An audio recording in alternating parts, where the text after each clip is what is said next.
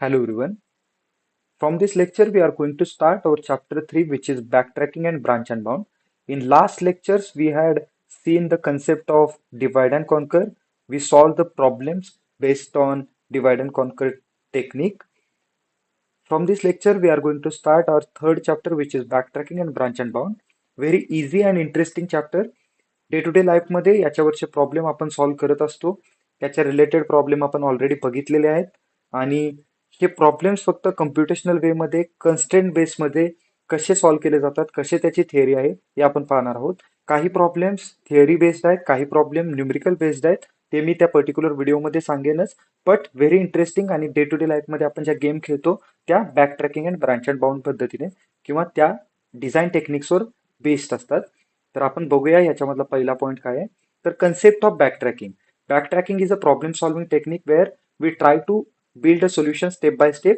Problem काहीतरी असेल त्याचं सोल्युशन आपण स्टेप बाय स्टेप काढायचा प्रयत्न करतो. सपोज हा एक प्रॉब्लेम आहे एक्स वाय झेड, तर त्याला आपण डिफरंट डिफरंट वेने सॉल्व्ह करतो आणि जेव्हा त्याला आपण सॉल्व्ह करतो, आपण जेव्हा एखाद्या चुकीच्या स्टेपला जातो, सपोज इथं आपलं चुकीचं सोल्युशन येते, आपल्याला बी वर जायचंच नाही ना, आपल्याला ए वर जायचं आहे आणि हे बरोबर सोल्युशन आहे, चुकीचं सोल्युशन आहे, तर याला आपण स्टॉप करतो आणि हे सोल्युशन पकडून आपण फक्त बॅकट्रॅक करून त्याचं सोल्युशन देतो. हे न्यूमेरिकल बघितल्यावर तुम्हाला इझिली समजून जाईल. इथं एक सिंपल एक्झाम्पल घेऊन मी तुम्हाला सांगितलंय. If a step leads to a wrong solution we back and backtrack and try another option.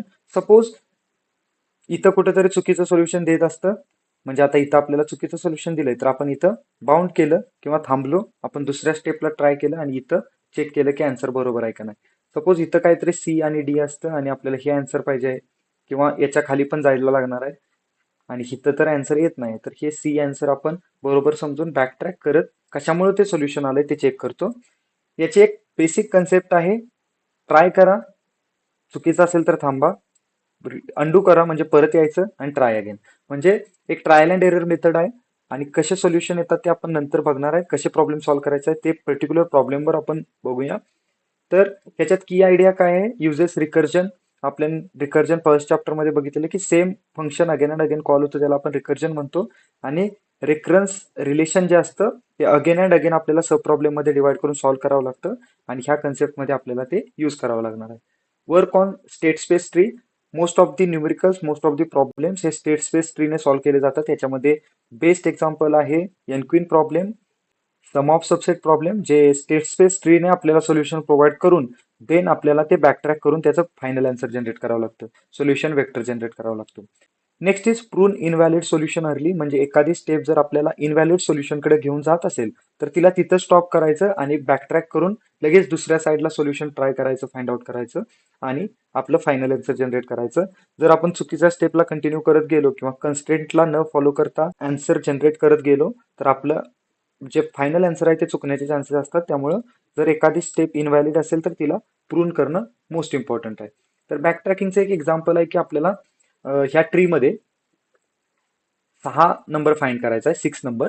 तर तो 6 नंबर इथं आहे, आपल्याला डायरेक्ट दिसतंय, पण मशीनला ते समजत नाही की बाबा हा नंबर एक्झॅक्टली कुठे आहे. आणि हा जो ट्री आपण ड्रॉ केलाय, बायनरी ट्री म्हणू किंवा काय जो ट्री आहे, तो फक्त 4 लेवलचा आहे, इझी आहे, त्यामुळे लगेच समजते. बट कम्प्युटरमध्ये असे ट्रीज खूप मोठे असतात, डेन्स नेटवर्क्स असतात आणि त्याच्यामध्ये एलिमेंट्स फाइंड आउट करणं, त्या ॲरेमध्ये एलिमेंट्स फाइंड आउट करणे खूप डिफिकल्ट असतं. त्यामुळे आपल्याला ह्यातले बॅक ट्रॅकिंग एक्झाम्पल दिलेलं आहे. आपण by using formula of depth first search आपण खाली खाली गेलो, इथं आलो, इथं आलो, इथं आलो, एलिमेंट चेक केला, 6 नाहीये. मग आपण काय केलं, बॅकट्रॅक केलं, इथं गेलो, इथं गेलो आणि इथून परत आपल्याला माहित आहे की आपल्याला दुसऱ्या साईडला जाणं बाकी आहे. त्यामुळे आपण इथं आलो, इथं आलो, त्याच्यानंतर इथं आलो आणि आपल्याला इथं आपला एलिमेंट सापडला.